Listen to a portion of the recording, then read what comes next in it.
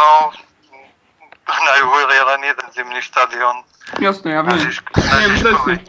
Tam som kedysi so Žigom hrával. Prosím vás. Žigo si najlepší.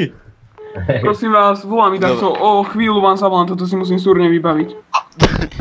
Áno, prosím. Dobrý deň, pred chvíľkou ste mi volali ohľadom toho zmrzlinového stroja. Ja, jasné, toto čo je. Áno, no počúvam, čo ste sa chceli spýtať. No, takže... Predáte mi k tomu aj zmrzlinu?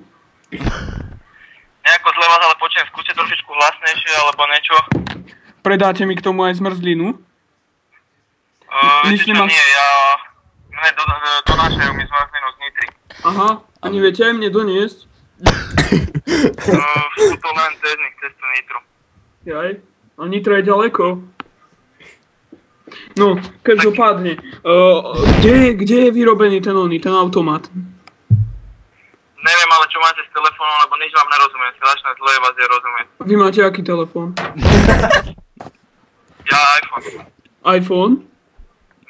A koľkatku? S4. No to vám vážne závidím. Aby sme sa dostali teda k veci, teraz ma počujete? No tak strašné, tak zvláštno. Úplne zle. Dajte si ho do servisu. Každopádne, prosím vás, ten stroj. Áno? Tak on je z Číny? Strašne zle vás rozumiem. Každé druhé slovo iba počujem. Tak sa nauč hovoriť. Prosím vás, že pýtal som sa, ten stroj. Áno?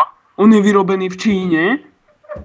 Ježišmarja, to ma neviem povedať, lebo ja som ho kúpil priamo z Nitry z firmy, ktorá vypožičiava zmrzlinové stroje po celom Slovensku. A vy to chcete požičané predať? Oni mi dali k tomu certifikáty. Dobre. Neviem, ani som sa nepozeral, že aká je to výroba, ale môže byť možno aj čínska, že všetko je čínske. Takže dosť pravdepodobné, že to bude z Číny. Aha. A vy chcete... Tam je taliansky motor v tom, ale vyrábajú to Číňania.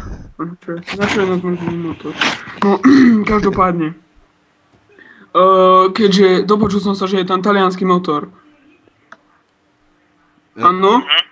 Nedalo by sa to prestavať na Ferrari? Viete čo, môžete ma kontaktovať mailom alebo nejako, lebo ja vám nič nerozumiem. No to je v pič. Kame ste kurel?